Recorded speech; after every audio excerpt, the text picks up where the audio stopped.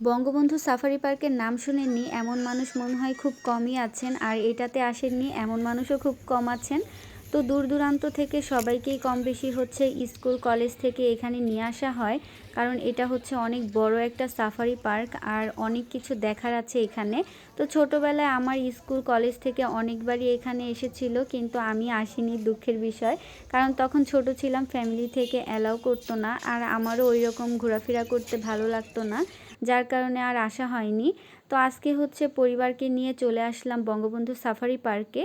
তো আসার পর হচ্ছে এই তো এখান থেকে টিকিট কেটে আমরা ভেতরে ঢুকলাম, আর ঢোকার পরেই দেখলাম সবুজের সমারোহ। এত সুন্দর সবুজ গাছপালা দিয়ে এটাকে সাজিয়েছে, যেটা দেখে সত্যি আমার মন একদম ভরে গেছে। তো সামনে আসার পর এই তো এই প্রাণীটাকে দেখলাম, এটার নামটা আমি জানি না, বাট ও হচ্ছে এই তো ওর এই যে বুকের ভেতর হচ্ছে ওর বাচ্চাকে লুকায় রাখে, এতটুক একটা গল্পে শুনছিলাম একবার। দেন এখানে হচ্ছে এই তো আমরা ঢুকে পড়লাম। অনেক সাপ, তারপরে হচ্ছে অনেক প্রাণীর মমি এখানে। তো এখানে অনেক বহু বছর আগের সাপ, তারপরে হচ্ছে বিভিন্ন প্রজাতির প্রাণী, মাছ, এদের হচ্ছে মমি বানায় রাখছে। কিন্তু দেখে মনে হচ্ছে একদম জীবিত এরা, আর হচ্ছে এখনই মনে হয় বের হয়ে আসবে। আমার তো বেশ ভালোই ভয় লাগতেছিল এখানে ঢুকে। তারপর হচ্ছে এখানে অনেক প্রজাতির ছিল, মানে কোনটা দেখে কোনটা দেখবো এমনও হয়েছে যে অনেক আমি চিনি না। আর এখানে হচ্ছে এগ অফ ইমু, মানে এটা কি আমি বুঝলাম না, ইমু মানে কি। তো এখানে ছিল এই যে বহু বছরের পুরনো কচ্ছপ, আরও অনেক কিছু। এই তো লবস্টার, কত বড় লবস্টার, আল্লাহ! দেন এগুলো সবই হচ্ছে দেখে অনেকটা লাগতেছে যা হারে এরা মারা গেছে। তো এই তো দেখেন এখানে এই মমিগুলো, এগুলোকে অনেকটা হচ্ছে জীবিতও লাগতেছিল, কিছু কিছু মনে হচ্ছে যে এগুলো জীবিত।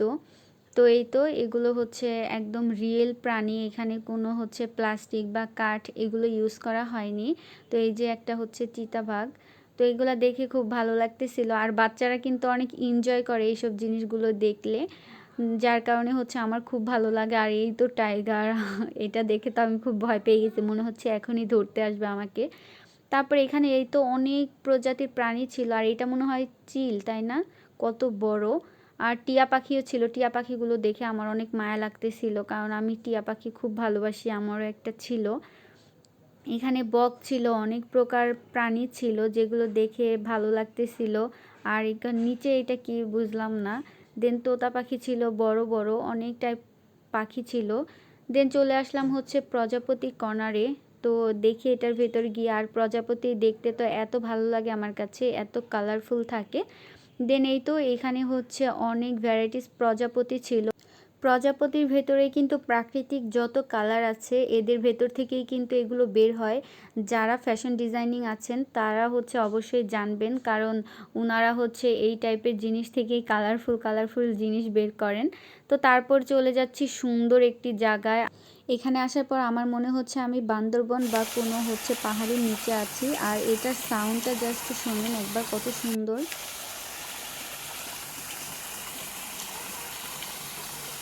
সাউন্ড শুনে মনে হচ্ছিল পাহাড়ের নিচে বসে আছি। তারপর হচ্ছে আবার এরকম বাঁশের সাঁকো, তো এগুলো দিয়ে পার হতে যে কতটা এক্সাইটেড লাগে ভেতরে, তো অনেক ভালো লাগে। আর দুই পাশে হচ্ছে এরকম ঘোলা ঘোলা পানি, তো দেখেও খুব ভালো লাগতেছিল। আর এর পাশেই কিন্তু ছিল একটা কুমির, একটা না দুইটা কুমির। আর কুমিরকে কেন জানি আমার বোকা বোকা প্রাণীর মতো মনে হয়, কিন্তু ও কিন্তু বোকা না, মানে বোকার মতো শুয়ে থাকে, যেমন কিছু বোঝে না।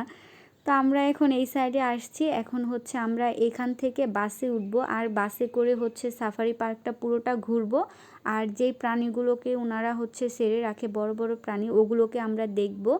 তো এই সাফারি পার্কের কিন্তু মূল হচ্ছে মজার বিষয়টাই এটা থাকে, যে প্রাণীগুলো হচ্ছে খোলামেলা থাকে আর মানুষ হচ্ছে বন্দি থাকে।